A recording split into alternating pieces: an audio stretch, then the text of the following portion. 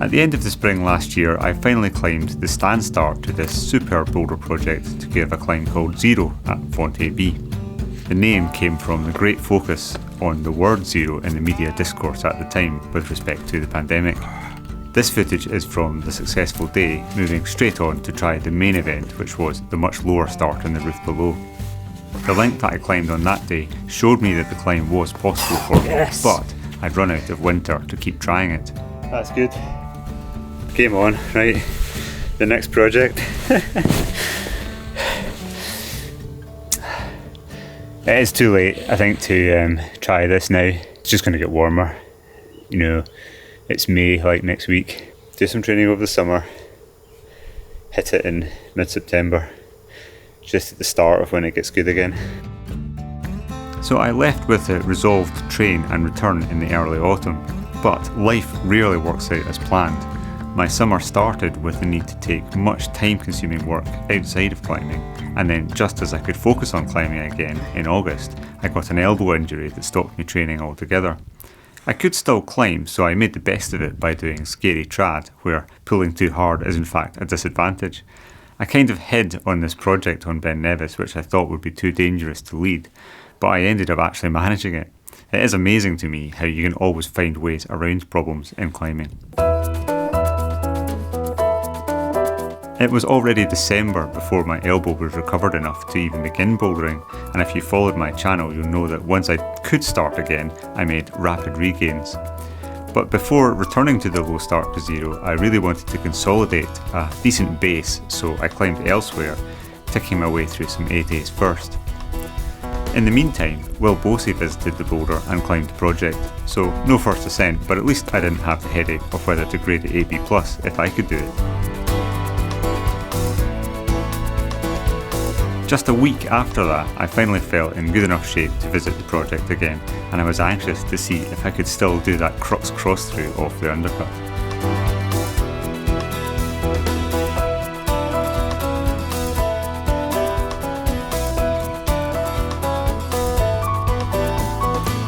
In that first session, I could immediately tell that the project was within reach, and I felt like it could go at any try if everything went right.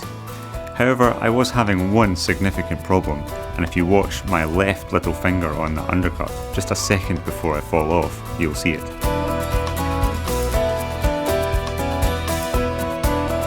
That little finger kept sliding off the crux undercut, and I think there were two reasons for this.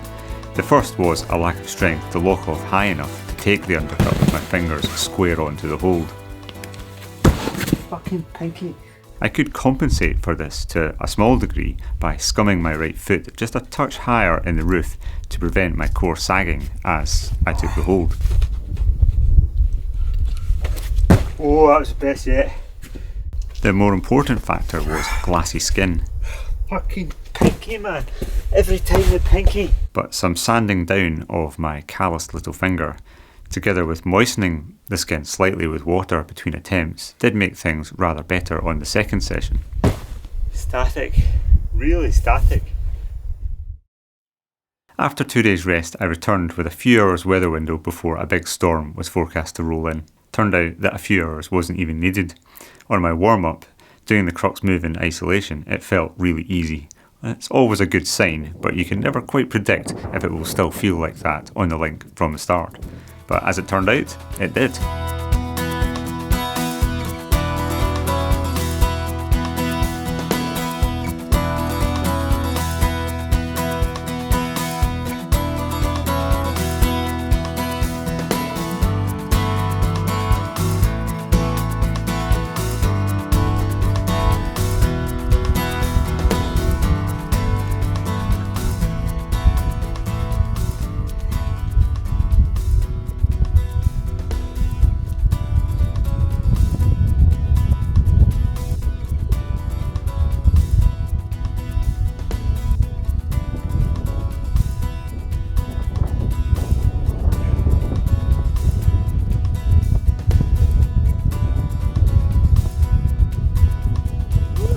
I wander back to the car with a feeling that I'm not used to.